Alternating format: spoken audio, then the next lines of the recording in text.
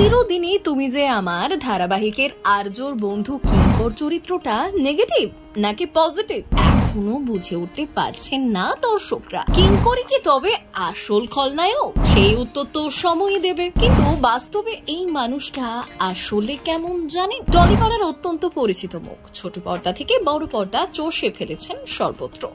এখনো দর্শকদের অনেকেই অভিনেতার আসল নামটাই জানেন না।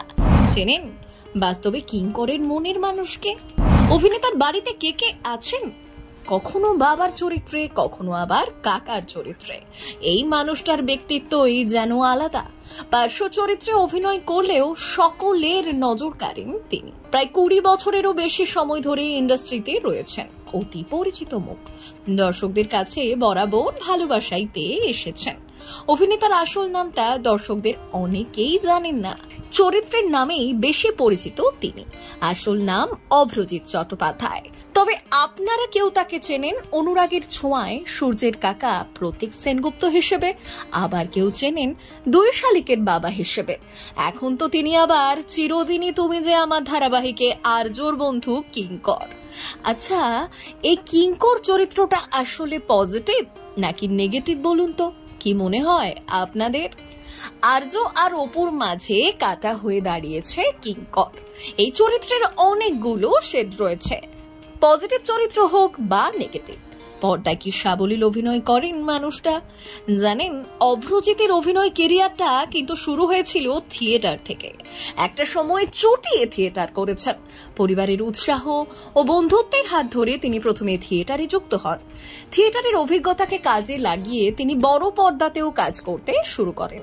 বিভিন্ন ধরনের চরিত্রে অভিনয় করে তিনি সকলের মন জয় করেন। অভ্রজিতের ব্যক্তিত্ব আলাদা করে মন ছুঁয়ে যায় দর্শকদের। অভিনয়টা খুব ভালোবেসে করেন, তাই তো কাজ পেতে বেশি অপেক্ষা করতে হয় না অভ্রজিৎকে। এত সিরিয়ালে কাজ করেছেন যে এই মুহূর্তে গুণে বলা মুশকিল। অথচ এই মানুষটা কোনোদিনও অ্যাওয়ার্ড পাননি। তাতে অবশ্য খুব একটা আক্ষেপ নেই অভ্রজিতের। এই যে এত এত দর্শক তাকে এত ভালোবাসা দেন, সেটাই তার জীবনের সব থেকে বড় অ্যাওয়ার্ড বলে মনে করেন তিনি। অভ্রজিতের অভিনয় অনেক সময় নায়ক নায়িকাকেও ছাপিয়ে যায়। বাস্তবেও বড্ড ভালো মানুষ তিনি। নিজেকে ফিট রাখতে নিয়মিত শরীর চর্চা করেন, বলতে পারেন একটু বেশি ইমোশনাল।